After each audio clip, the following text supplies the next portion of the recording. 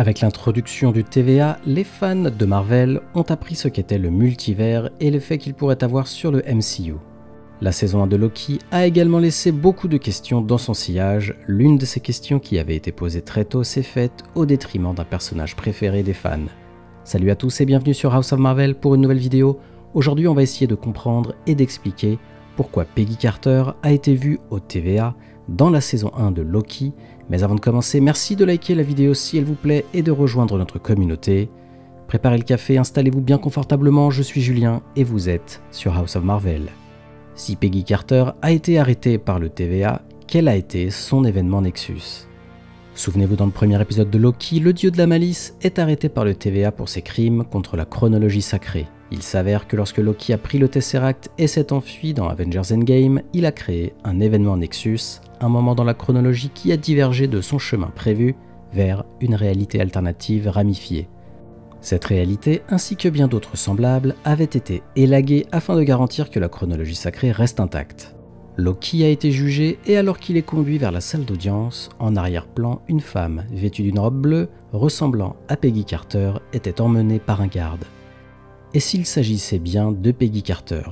Bien que cela n'ait pas été confirmé ni démenti par les créateurs de la série. Si tel est le cas, cela laisse en suspens quelques questions sur la raison pour laquelle elle se trouve là.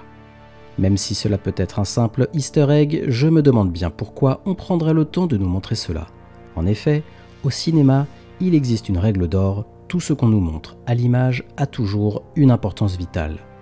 L'une de mes théories favorites à ce sujet est que ce variant de Peggy Carter est celle qui a dansé avec Steve Rogers à la fin d'Endgame. Et même si cela pourrait être un possible événement Nexus, la suggestion ne tient pas vraiment la route. D'une part, la robe qu'elle porte dans Loki n'est pas de la couleur qu'elle était à la fin d'Endgame.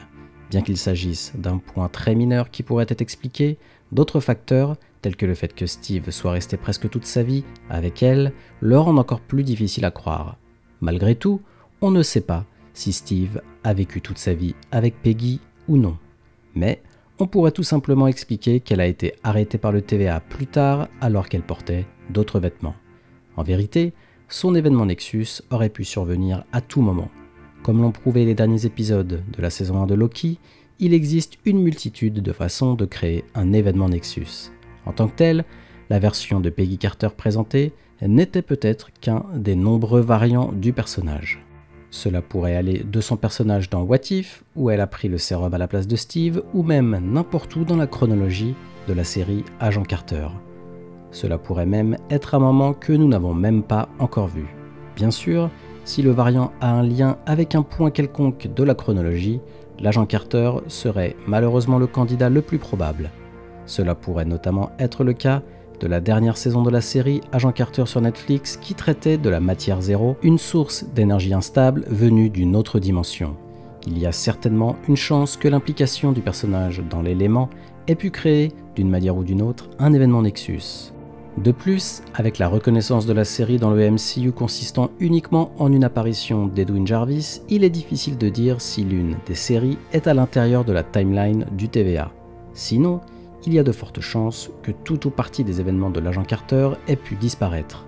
Si tel est le cas, ce serait un coup dévastateur pour les fans de la série, car un tel acte annulerait sa place dans la chronologie principale du MCU. Cela signifierait également que des séries comme Agents of S.H.I.E.L.D., qui partagent de nombreux liens étroits avec la série Agent Carter, risquent également d'être effacées de la chronologie principale. Bien qu'il s'agisse d'une théorie troublante, il est fort probable que son effacement ait été annulé après les événements du final de la saison de Loki, ce qui atténue au moins son impact.